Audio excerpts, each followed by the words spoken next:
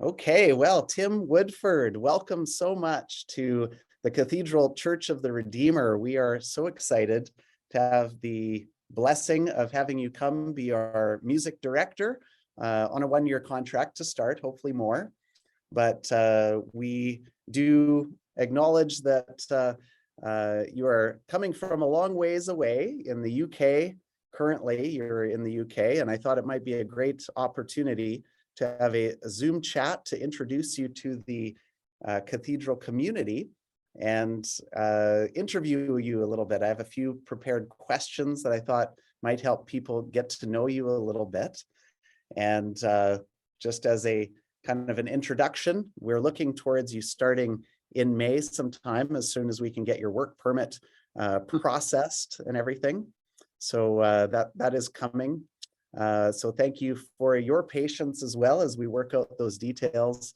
And we are very excited to have you with us. Before I start firing a few questions at you to help people get to know you, would you like to introduce yourself and say anything about yourself?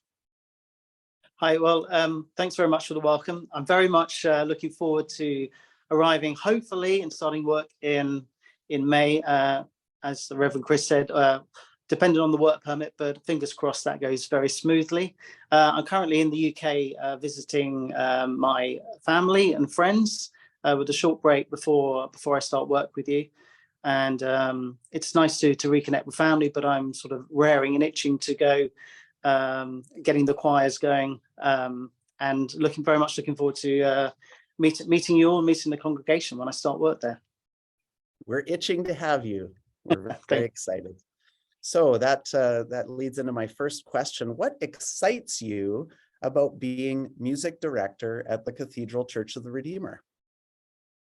Well, it's got a great choral tradition, and I'm very much looking forward to continuing and improving the great work that Neil, my predecessor, has done with the choir. So it's got a very good reputation, and I'm hopefully looking forward to extending that further and reaching out to to more folk in the city, and working part of the team, and meeting, particularly as I said, meeting you all, the congregation, and having chats after the service, and sort of talking about any issues ranging from nature to music. I'm particularly looking forward to working with the choir. It's going to be a great sort of a mixture of paid singers and volunteers, and some great choral music. And I'm really excited about doing lots of great choral works and even songs, and getting everything, continuing the good work that the interim music director Andrea and Win are also doing. So really sort of building on that. And yeah, as I said, I'm raring to go as soon as I can get there. Excellent. So you grew up and until recently lived in the UK, and I know you have lots of experience in our Anglican churches. And but I was curious, what attracted you to Calgary apart from the job? Well, I've been to Calgary several times before. I first visited Calgary in 2007. I did a grand tour of Canada, and was very much taken by Calgary, and also its close proximity to the mountains. I'm a great lover of mountains, cold weather, snow, and rumor has it that it gets a little bit chilly in Calgary for a few months of the year. And in all seriousness, I do like sunny, cold weather. So the climate is certainly one factor. There's a lot of culture in the city. I've also got a friend there, which helps, and I'm a great lover of nature, and so it'd be great to explore some parks and some of the ravines that you've got within the city. Very good. And I'm wondering if you could tell us a little bit about where you grew up in the UK. I'd say three areas really. One, my sort of early childhood was in a county called Berkshire, which is just slightly to the west of London. And there's a town called Windsor, which is most famous for its castle called Windsor Castle. And then actually, maybe it's not by chance, but I was there singing for 6-7 years to the royal family. So I was very fortunate to have that opportunity as a child in a great town to be singing there. And then most of my life has been spent in an area called Surrey, which is to the south of London. Some great towns, some great countryside, and loads of choirs. So I've spent most of my adult life since university in that area. And then finally, the third part, if you like, has been family and friends in the southwest of England. Now, the southwest of England, those of you who don't know it, is very much a place where people go on holiday. And so the traffic from the southeast to the southwest of the country can get very busy, but it's a slower pace of life. Everyone likes it down there because there's a lot of countryside and, again, some great coastal scenery, slower pace of life. So it's just a sort of a place where people can relax more. And also retire to. So I'm at my parents who are retired, visiting some family and friends in the southwest, in Devon and Dorset. Very good. And you've been a music director for a lot of years.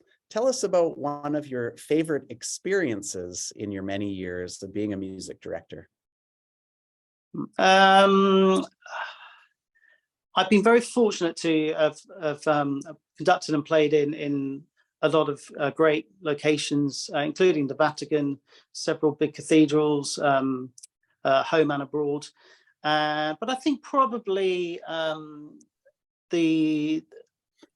most favorite experience probably is several years ago. I was conducting a choir, which was actually in the southwest of the country. Used to be Exeter Cathedral. It isn't Exeter Cathedral now, but we had an excellent chorister who actually there's a competition in England called the BBC Singer of the Year, BBC Chorister of the Year, and it's for any young singer from across the country, from any church or any cathedral, to try and get the first prize. And so I was really proud, and it was a great moment to be interviewed when one of my choristers won that competition. Oh. I was, it was one of those proud moments. That's great. And do you personally have a favorite piece of sacred music? Well, I just love the English choral tradition. There's some great composers: Stamford, Wood, Fowles, Evening Hymn Gardner. There's some great choral classics. I'm also a great lover of a composer called William Harris. Some people would say, well, not as famous as Stamford, maybe not, but there's some great choral works by William Harris. And so for me, I think probably the one that comes to mind is a piece called "Strengthen Ye the Weak Hands." And it's a great piece of choral music, and it's good, I think, for three reasons. Firstly, you've got the fact that musically it's very strong work. It's great to sing and great to listen to. Secondly, for me, it's got a bit of a slightly personal connection in the sense that Sir William Harris was organist and master of the choristers at St George's Chapel in Windsor Castle. So there's a bit of a connection there. And thirdly, it portrays a great message, the word "strengthen ye the weak hands." And it's about, the message conveys is really about healing and how God created us to heal as humans, and from that out of the earth, and also medicine. So it starts off about getting medicines out of the earth. But the main text, which I find very inspiring, is "Strengthen ye the weak hands and confirm the feeble knees. Say to them that are of a fearful heart, be strong, fear not, behold your God will come and save you." And then it goes on about making sure that the blind can be cured. So I find it a very inspiring words, and particularly with the sense of healing and I believe it was actually written for a healing service in a cathedral. So that's just about my favorite. That's wonderful. As you were sharing about it, it made me think on before our Maundy Thursday service here at the Cathedral, I'm going to be using some of the blessed oils from the Diocesan Clergy Day service on the Tuesday, where annually the bishop blesses our holy oils. And I'm going to be offering a time of blessing and anointing with oil for healing and prayers for people at 6:30 on Maundy Thursday before our 7 p.m. service that day. So I should look up that piece of music and have it playing in the Lady Chapel while people come for prayers. I think that would be wonderful. Yeah, I'm going to look it up. Great piece of music. Yeah, thank you. Kind of in that vein, what is your favorite Bible verse or passage? Oh, well, for those watching online, I did give him a heads up on these questions beforehand. Yeah, he's not quite that mean. No, thank you, Chris. I think the parable of the Good Samaritan, I find a very inspiring parable. I think it teaches us all to love one another and love our neighbor, everyone, not just our neighbor. And literally, as Jesus said, go and do likewise. I find it, for me, it's very inspiring, and it makes me want to help people more. And I hope I'm sure it makes a lot of other people feel that way too. And particularly, these days with the homelessness in cities, that random act of kindness is very important for us all to try and do. Amen. And to shift gears here a little bit, what is your favorite food? Wow. Okay. Where do I start? Well, I'm not sure I really have a one favorite, but I do like Thai food. I do like a nice steak and chips, medium rare. Italian food, I love Italian food. And ginger in a piece of salmon. Again, that may be considered a little bit unusual, but it's really delicious. If you haven't tried it, I do recommend it.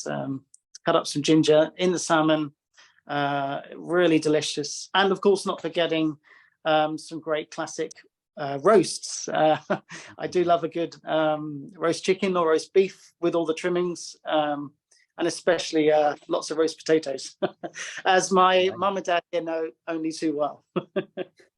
Well, you've given us lots of options for when we invite you over for supper. Oh, wow. When you arrive. Very good. So what do you like to do that does not involve music? Well, I like to be creative, and whilst that's within, you could say that's within music, I do like to compose out of, what I would consider out of the job, different styles of music. I very much enjoy photography and doing my own videos. I love nature, and that, as I said earlier, is one of the reasons with Calgary, with its close proximity to the mountains and all that nature, for me is very important. In 2000, and I think it was the 2007 when I came the first time, I actually I got the train across and I drove a lot around Calgary and up to Jasper, and I had this amazing encounter with some wolves. So I was staying in Jasper, and I'd only been there a few hours. I checked in and drove up one of the mountain roads in Jasper, and thought I saw what was a dog, and obviously it wasn't a dog, and it wasn't a coyote. I know my wildlife quite well, and I just stopped and just watched this wolf lying by the side of the road, literally, just relaxing. It looked to me, so I did get out the car, the safe side, and I just watched it for 5-10 minutes, and it howled and echoing around the woodland. That sound's always stayed with me. And then following on from that, several more, probably what you'd call the pack, were there, and they were playing. They were just playing in the snow, and it was just so amazing. I took some great photos. But when they started to look at me, I thought, okay, I'm getting in the car. My time's up. You put on a good nature show. So I did photography, and they're my real passions, and hiking as well. So that's whenever I'm not working, I like to try and get out into nature and do some photography. Yeah, that's fantastic. That's great. And so my final question is, if you could have tea with anyone living or dead, who would you choose? Yeah, that's a great classic question.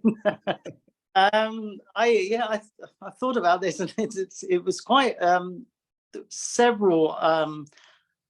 There are several celebrities and even authors that I could think about, but for me, the one that really comes to mind, and this carries on from what I said just now with nature, is actually someone called Sir David Attenborough, who I'm pretty certain quite a few Canadians would have heard of him. He does a lot of presenting of nature programs. He's in his 90s. He's doing one right this moment. He's just completed a series called Wild Isles, set around Britain, and he's very, very knowledgeable. He's been all over the world. As I said, he's in his 90s. I actually played the organ to him years ago when he was getting an honorary degree in a cathedral, and I did manage to get away from him, but unfortunately not a cup of tea. Not sure I will get the opportunity now to do that, but he's a very inspiring man. He's a very kind man. He's made a lot of people respect the environment a lot more. He's doing a huge amount for nature and for the environment.